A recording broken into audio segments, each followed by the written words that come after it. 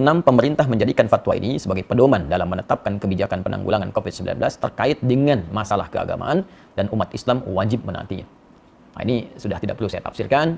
Tentunya fatwa ini sudah sampai ke pemerintah kita. Negara kemudian bisa mengambil tindakan dan kita mengikuti sesuai dengan arahan fatwa MUI yang dimaksudkan. 7. Pengurusan jenazah. Ya, tajhiz al-janaiz yang terpapar COVID-19, terutama dalam memandikan dan mengafani, harus dilakukan sesuai protokol medis dan dilakukan oleh pihak yang berwenang dengan tetap memperhatikan ketentuan syariat, sedangkan untuk mensalatkan dan menguburkannya dilakukan sebagaimana biasa dengan tetap menjaga agar tidak terpapar COVID-19. Saya kira ini sangat jelas, ya, dan ini perlu berkonsultasi juga. Ada ulamanya, ada bagian medisnya, dan dijelaskan bagaimana saat menyolatkan tidak tertular, saat memandikan tidak tertular, sehingga dengan itu tidak terjadi kepanikan. Dan saat seorang pun dengan izin Allah sesuai ajal meninggal misalnya, karena terpapar virus ini, dan kita doakan semoga Allah menerima segala amal baik, jadikan rahmat, ya, jadikan syahid sesuai janji Nabi SAW. Nah, tapi yang paling penting adalah dengan jelas semua itu tidak ada kepanikan. Dan kita mengerti apa yang harus kita lakukan. Ya.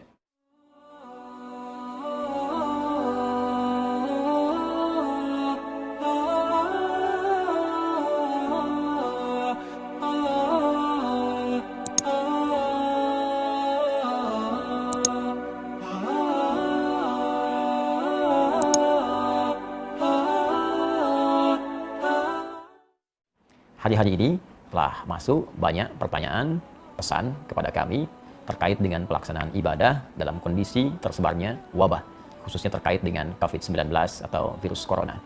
Saya melalui ini ingin menegaskan, khususnya bagi umat Islam, bahwa dalam kehidupan berbangsa, bernegara, dan konteks ibadah berjamaah, kita memiliki wakil di Majelis Ulama Indonesia untuk memberikan pandangan dan solusi bagi persoalan keumatan, sehingga tidak setiap orang bisa memberikan fatwa pada situasi-situasi yang dibutuhkan wakil umat untuk memberikan pandangan. Dan dalam hal ini, di tangan saya saat ini telah ada keputusan fatwa dari Majelis Ulama Indonesia. Setidaknya ada 10 lembar di sini. Yang penting saya ingin sampaikan mesti dibaca dengan detail, teliti, dan dipahami oleh umat sehingga pelaksanaannya bisa sempurna seperti yang disampaikan. Karena kami menduga ada sebagian informasi ini yang sampai, sebagian tidak sampai, sehingga menyebabkan kegelisahan, kepanikan, ketidaktahuan, bahkan ketidaksempurnaan dalam menunaikan ibadah yang dimaksudkan. Saya mohon izin untuk bisa berkontribusi menyampaikan fatwa ini sehingga bisa lebih meluas dengan baik, dipahami oleh masyarakat, dan bisa kita amalkan sesuai dengan ketentuan syariat agama kita. Fatwa Majelis Ulama Indonesia nomor 14 tahun 2020 tentang penyelenggaraan ibadah dalam situasi terjadi wabah COVID-19. Ya, bismillahirrahmanirrahim. Komisi Fatwa Majelis Ulama Indonesia MUI setelah menimbang dan seterusnya, mengingat dan seterusnya. Jadi di sini ada adab atau kaidah-kaidah fatwa yang memang mesti disusun demikian, dan ini sudah standar dari mulai pertimbangan kasusnya seperti apa, mengingat ini terkait dengan dasar hukumnya, baik firman Allah ataupun hadis-hadis Nabi Sallallahu Alaihi Wasallam. Jadi nanti Anda bisa lihat dasar dalil argumentasinya, karena seorang alim, apalagi kumpulan semuanya menjadi ulama, tentu tidak akan berfatwa sembarangan kecuali mengacu pada dasar hukum. Ini disebutkan di sini dari halaman pertama dalil-dalilnya, ya, hadis-hadisnya, bahkan ada terjemahannya. Kita bisa akses dan bisa baca bersama sampai disebutkan ke 5 sampai 6 halaman pertama. Ya, 5 halaman masih dalil. Ini fase mengingat sampai di halaman ke-6 memperhatikan. Nah, jadi ada dalil sampai 6 halaman, Al-Quran, hadis, kemudian kaidah-kaidah fikih, usul fikih. Nah, jadi tidak boleh sembarangan orang ngasih fatwa. Kalau tak tahu kaidah, jangan memberikan fatwa. Jadi Al-Quran sumber hukum, hadis sumber hukum. Bagaimana sumber itu menjadi produk hukum? Ada kaidah. Nah, sehingga menjadi produk fikih yang bisa kita amalkan bersama. Ini kaidahnya disebutkan. Kemudian memperhatikan pendapat-pendapat ulama. Jadi merujuk sehingga semua keilmuan ini aspeknya punya sanad, bersambung kepada ulama-ulama sebelumnya yang mendekati kepada isyarat-isyarat Nabi Sallallahu Alaihi Wasallam. Jadi penting merujuk kepada ulama-ulama untuk mengamalkan hadis Nabi. Ya, wa innamal ulama warathatul anbiya, dan ulama itu pewaris Nabi, ya, para nabi, khususnya Nabi Muhammad Sallallahu Alaihi Wasallam. Jadi setelah kemudian memperhatikan, nah, pendapat para ulama sebelumnya, kasus-kasus yang terjadi sebelumnya, karena penanganan wabah kekinian itu tidak akan pernah terlepas dari situasi wabah di masa lalu yang pernah terjadi, dan bagaimana penanganan fikihnya, dari situ kemudian dirujuk sampai keluarlah di halaman ke-8 tentang fatwa hukumnya, menetapkan. Saya mohon izin untuk masuk ke dalam langsung fatwanya dan langsung membacakan sehingga kita mengetahui dengan baik. Memutuskan menetapkan fatwa tentang penyelenggaraan ibadah dalam situasi terjadi wabah COVID-19. Nah, ini penting dibaca secara keseluruhan. Pertama, ketentuan umum. Ya, dalam fatwa ini yang dimaksud dengan COVID-19 adalah coronavirus disease, ya, penyakit menular yang disebabkan oleh coronavirus yang ditemukan pada tahun 2019. Jadi fatwa ini terkait dengan wabah virus corona atau COVID-19. Kedua, ketentuan hukum. Jadi tadi ketentuan umumnya untuk memberikan batasan bahwa fatwa ini dikeluarkan hanya terkait dengan masalah ini saja. Bagaimana ketentuan hukumnya? Tolong perhatikan dengan baik. Di sini ada 9 poin. Ingat betul.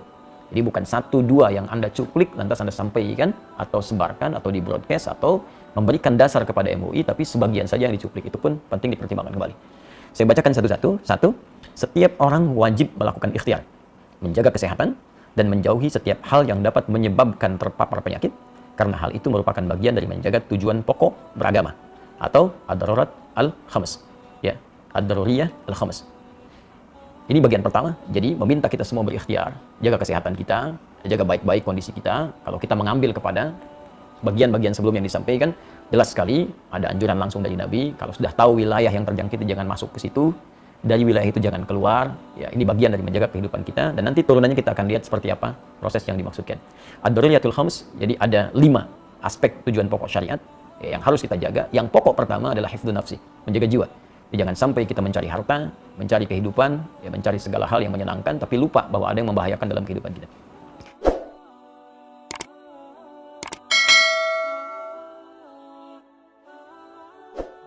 Saya tidak akan banyak menafsirkan, kita sudah pahami. Jadi kedua, nah ini yang paling penting, orang yang telah terpapar virus corona wajib menjaga dan mengisolasi diri agar tidak terjadi penularan kepada orang lain.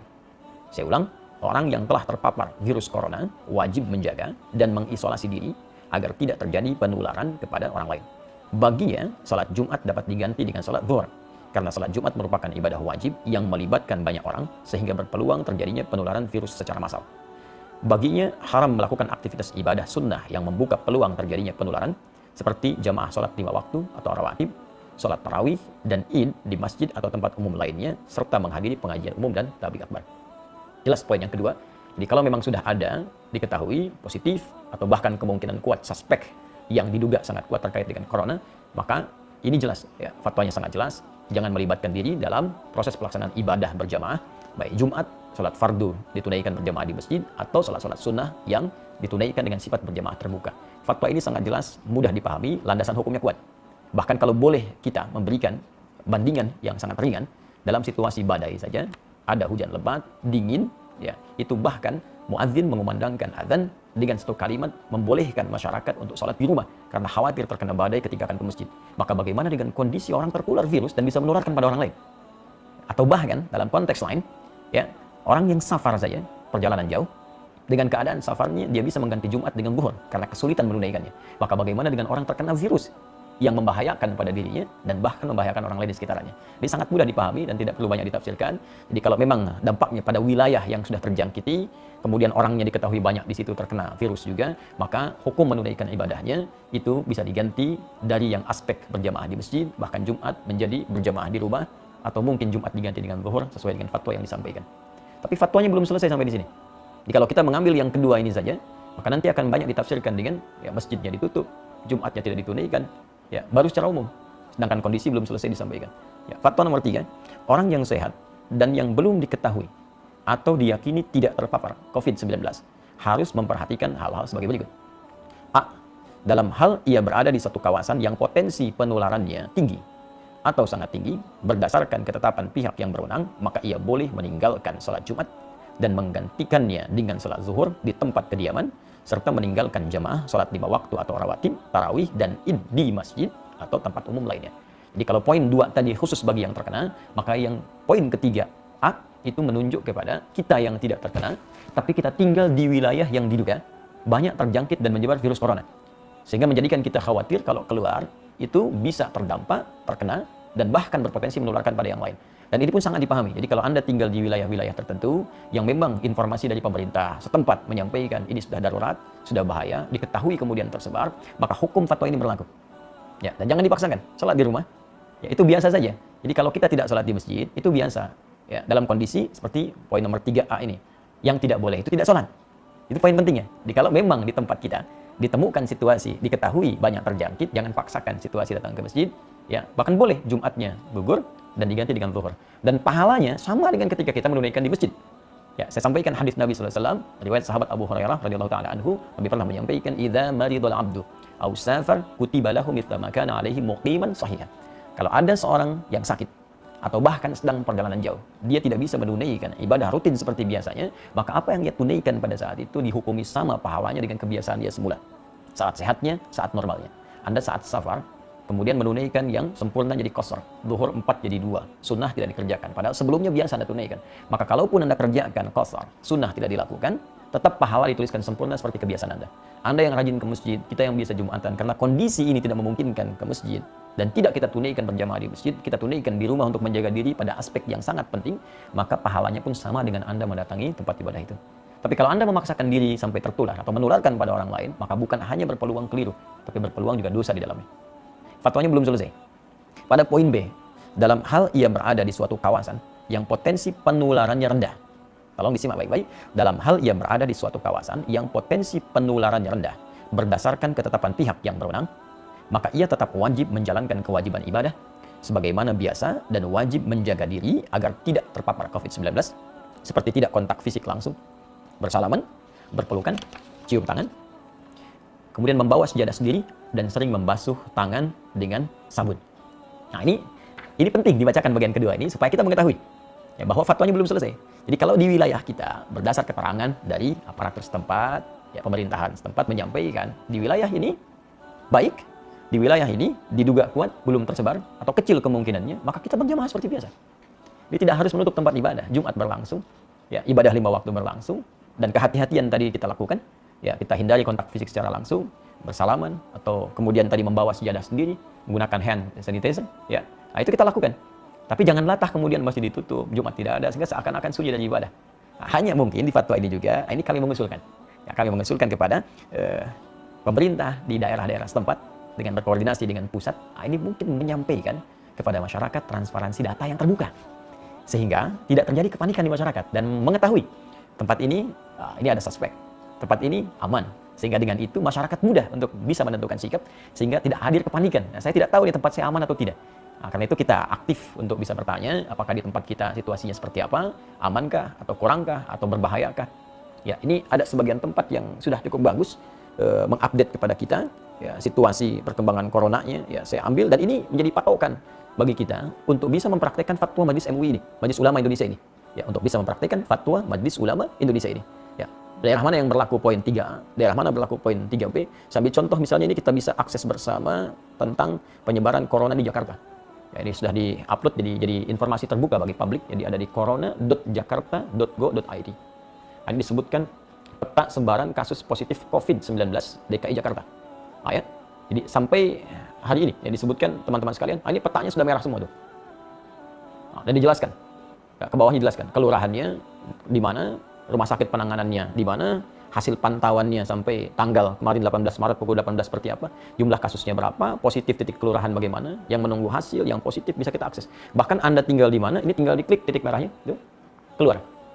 Kelurahan mana, terjangkit atau tidak, tapi ini kondisinya kita bisa tetapkan melalui fatwa Majelis Ulama Indonesia, masuk kondisi yang mana. Kalau sudah merah seperti ini semua, saya kira bisa diusulkan Majelis Ulama setempat di wilayah Jakarta, duduk dengan pemerintahan Provinsi DKI Jakarta, lantas memberikan himbauan pada masyarakat sesuai situasi kondisi ini. Ini yang bisa kita lakukan. Dan daerah-daerah lain berkoordinasi ya, dengan pusat, diberikan instruksi yang jelas, dari wilayahnya kemudian memberikan gambaran ke masyarakat. Pertimbangan-pertimbangan lain kita serahkan ya, pada pengelola dan pengatur stakeholder di bangsa, di negara. Tapi kewaspadaan kita sebagai tanggung jawab bagian dari masyarakat, kita turut aktif untuk bisa mengimplementasikan instruksi dimaksud dengan barangkali menjaga diri kita dan menyesuaikan dengan kondisi-kondisi tadi. Kita bertanya, Anda yang di Jawa Barat, Jawa Tengah, Jawa Timur, Jakarta, Jogja, dari Sabang sampai dengan Merauke, kita ketahui wilayah kita, baru kita terapkan fatwa yang dimaksudkan ini. Dan disinilah pentingnya para ulama juga dilibatkan untuk memberikan pendampingan ke masyarakat. Ya, saya ingin tegaskan situasi sekarang ini berdampak luas ke fikih. Ya, sekarang yang tingkat meninggal tadi disebutkan di Jakarta sudah 15. Nah, bagaimana cara menyolatkannya, cara memandikannya. Bahkan ada beberapa kasus di masyarakat yang masuk rumah sakit, kemudian juga sudah tidak tertampung. Ada lagi yang lebih ekstrim, akan disolatkan, dikuburkan, masyarakat tidak menerima karena takut tertular. Nah, ini saya kira kita, para ulama, para ustadz juga mesti terpanggil untuk membantu, bersinergi, dan memberikan pendampingan ke masyarakat, dan berkoordinasi dengan wilayah pemerintahan dengan baik, sehingga kita terjadi kesatuan, perpaduan, dan sinergi yang baik, satu dengan yang lainnya.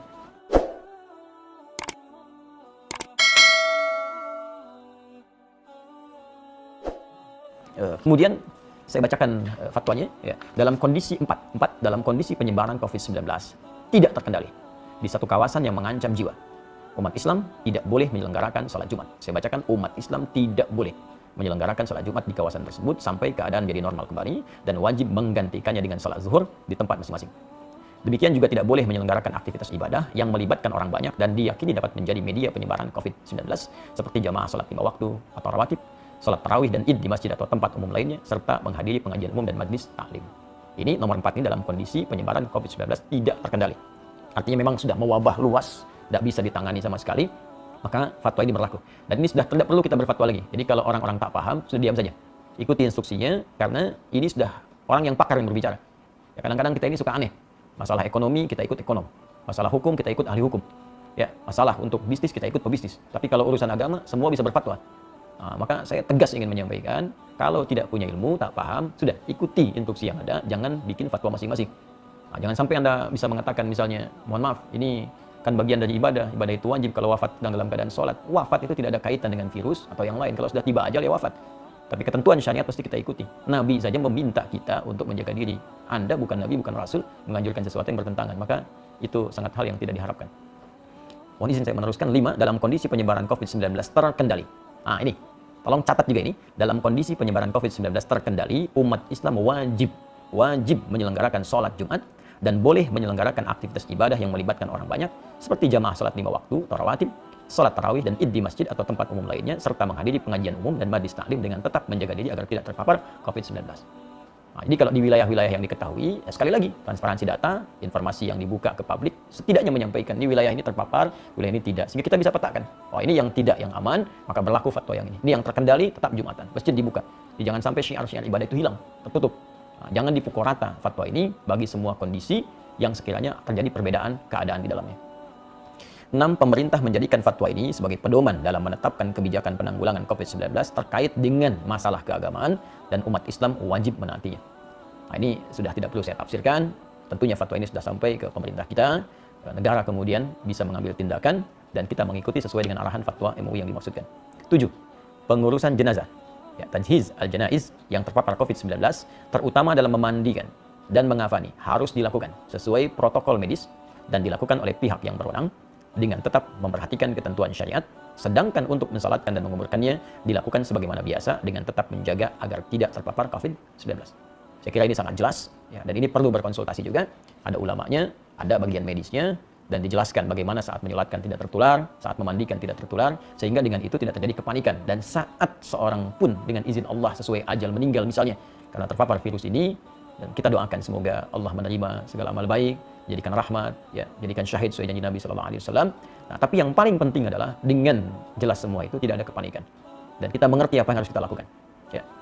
8. Tindakan yang menimbulkan kepanikan dan atau menyebabkan kerugian publik, seperti memborong dan atau menimbun bahan kebutuhan pokok, serta masker dan menyebarkan informasi hoax terkait COVID-19, hukumnya haram.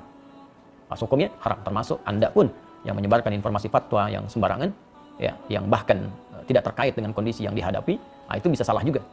Ya, seharusnya bisa ke masjid, tidak bisa ke masjid. Atau seharusnya tidak harus ke masjid, malah ke masjid. Nah, maka dilihat dengan baik-baik. Dan saya pada poin yang ke-8 ini ingin mengajak seluruh lapisan masyarakat Indonesia, tanpa kecuali, terlepas dari sekat-sekat keyakinan dan yang lainnya, mari kita bersinergi untuk mengatasi wabah virus COVID-19 ini. Ya, Anda yang diberikan keluasan oleh Allah Subhanahu wa Ta'ala dari segi harta, atau bahkan bisnis Anda terkait erat dengan kebutuhan masyarakat saat ini buktikan. Waktunya Anda untuk membuktikan diri, berbakti kepada negeri, bangsa, berkhidmat, niatkan sebagai ibadah, tampil Anda. Buat masker yang banyak, sebarkan di masyarakat, CSR Anda gunakan untuk berkhidmat secara sosial, atau bikin harga yang murah. Nah, jangan mencari keuntungan dari situasi yang sulit. Ya, karena untuk apa Anda mendapatkan harta kekayaan yang tinggi di atas penderitaan orang lain? Ya. Kemudian juga yang usaha di bidang disinfektasi, disinfektan, silahkan buat dengan harga pokoknya, sebarkan. Kalau perlu kita bikin bilik-bilik kemudian di secara sosial di masyarakat sehingga orang bisa diberikan disinfektan ya dengan cukup baik, menemukan hand sanitizer di berbagai tempat sehingga kita bisa tekan sesuai dengan kemampuan kita. Apa yang bisa kita kerjakan, passion yang kita dapati, kita bersinergi. Dan ini bukan saatnya untuk kita saling mencari peluang, ya, mencela, menjatuhkan. Ya, negeri kita perlu persatuan untuk mengatasi wabah ini. Kalau kita memang ingin terbebas, ya, kecuali kalau orang-orang punya kepentingan-kepentingan lain, ya, tentunya Allah akan memberikan jalan keluar kepada kita dengan cara yang paling baik. Terakhir 9, umat Islam agar semakin mendekatkan diri kepada Allah Subhanahu wa taala dengan memperbanyak ibadah, taubat, istighfar, zikir, membaca kunut nazilah di setiap salat fardu, memperbanyak salawat, sedekah serta senantiasa berdoa kepada Allah Subhanahu wa taala agar diberikan perlindungan dan keselamatan dari musibah dan mara bahaya. Ya, daf'ul bala khususnya dari wabah COVID-19. Inilah 9 poin yang disampaikan, dan bagian terakhir khususnya bagi kita umat Islam sangat penting kita lakukan. Karena semua solusi akan kembali kepada Allah Subhanahu wa taala. Al-Quran surah kedua Al-Baqarah ayat 156. Alladzina idza asabathum musibah qalu inna lillahi wa inna ilaihi raji'un. Orang-orang hebat itu, orang-orang sabar, orang-orang terbaik itu ketika diuji dengan musibah apapun, maka ia kembali kepada Allah untuk meminta solusi. Kita tingkatkan ibadah, amalkan doa-doa yang disebutkan dalam Al-Quran, amalkan doa-doa yang disampaikan oleh Nabi, dan indahnya dalam Islam, bahkan kita sudah mendapatkan tuntunan lengkap dalam kehidupan, bahkan terkait hal yang belum kita alami di masa-masa selanjutnya. 15 abad yang lalu, Nabi sudah menginfokan akan datang wabah. Sekarang kita tahu situasinya, dan bahkan Nabi ajarkan kalimat-kalimat untuk bisa kita amalkan. Baca zikir pagi, petang, baca doa-doa dalam Al-Quran, yang dengan itu insya Allah terhindar kita dari wabah dengan izin Allah Subhanahu wa ta'ala. Terakhir, rekomendasi. Ya, pemerintah wajib melakukan pembatasan super ketat terhadap keluar masuknya orang dan barang ke dan dari Indonesia kecuali petugas medis dan barang kebutuhan pokok serta keperluan emergensi. 2. Umat Islam wajib mendukung dan menaati kebijakan pemerintah yang melakukan isolasi dan pengobatan terhadap orang yang terpapar COVID-19 agar penyebaran virus tersebut dapat dicegah. 3. Masyarakat hendaknya proporsional dalam menyikapi orang yang suspek atau terpapar COVID-19. Oleh karena itu, masyarakat diharapkan bisa menerima kembali orang yang dinyatakan negatif dan atau dinyatakan sudah sembuh ke tengah masyarakat serta tidak memperlakukannya secara buruk. Kemudian ketentuan penutup. 1. Fatwa ini mulai berlaku pada tanggal ditetapkan. Dengan ketentuan jika di kemudian hari membutuhkan penyempurnaan akan disempurnakan sebagaimana mestinya. 2. Agar setiap muslim dan pihak-pihak yang memerlukan dapat mengetahuinya, semua pihak dihimbau untuk menyebarluaskan fatwa ini. Dan apa yang saya sampaikan ini menaati, mengikuti himbauan khususnya di poin yang keempat ketentuan penutup, berkontribusi dalam menyebarluaskan fatwa ini sehingga diketahui oleh masyarakat dan bisa kita taati dan jalankan khususnya bagi umat Islam di seluruh wilayah Indonesia yang kita cintai ini. Ditetapkan di Jakarta pada tanggal 21 Rajab 1441 Hijrah, 16 Maret 2020. Majelis Ulama Indonesia Komisi Fatwa, Ketua Profesor Dr. Hasanuddin AF, Sekretaris Dr. Haji Muhammad Asrul Ni'am Saleh MA, mengetahui Dewan Pimpinan Majelis Ulama Indonesia, Wakil Ketua Umum ditandatangani Kiai Haji Muhyiddin Junaidi MA, Sekretaris Jenderal Dr. Haji Anwar Abbas MM AG.